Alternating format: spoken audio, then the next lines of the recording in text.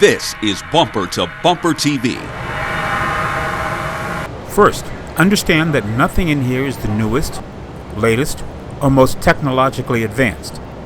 In fact, it's just the opposite. Many of the vehicles are original versions or one-of-a-kind models in the long and varied history of the automobile. On the day we visited, the emphasis was on European cars at the Lane Motor Museum in Nashville. Some were iconic, others almost too futuristic, and occasionally there was a model like this Russian-designed invalid vehicle created for disabled soldiers after the Second World War. While it had some interesting hand controls, someone forgot to figure out a way for a leg amputee to shift gears. But on this day, we also got a chance to see some of the vehicles stored in the basement, including some classic Datsun and Nissan models. After all, Nashville is where Nissan has their U.S. headquarters. Where else could you find an original B210, a 510, and even a 280ZX in mint condition outside of a classic car show?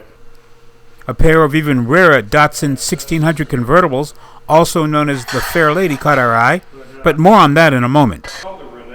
While Nissan is building the Leaf as a production car, it was not the company's first venture into an electric vehicle. A limited edition battery-powered model called the Ultra was introduced in the West Coast in the 1990s using an existing chassis and replacing the engine with a giant electric motor and battery system. At the time, it was considered breakthrough technology.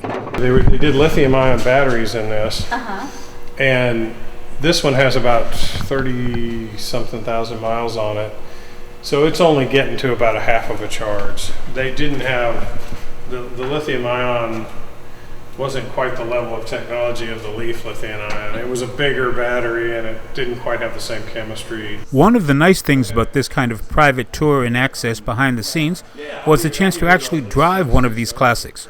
So, of course, we opted for the Datsun 1600 and nervously took it out of the safety of the garage for a short road test. Once we figured out what the controls did, and then it was into traffic, where we felt dwarfed by everything else on the road. So, this is a chance to drive what was called the Fair Lady. This is the Datsun 1600. It's a predecessor to what we now know as the Z vehicle. Love it. It's got manual steering, so you gotta have some arm power. It's got a 4-speed manual transmission with a clutch that doesn't really engage until you're almost at the top of the throw. It's a lot of fun. It's good basic driving. And you can see why people love these kind of cars.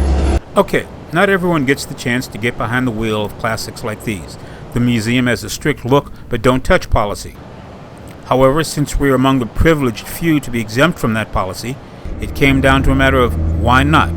We may never have this chance again. This is Greg Morrison. We want to know what you think, so email us. The address is bumpertobumpertv@cs.com.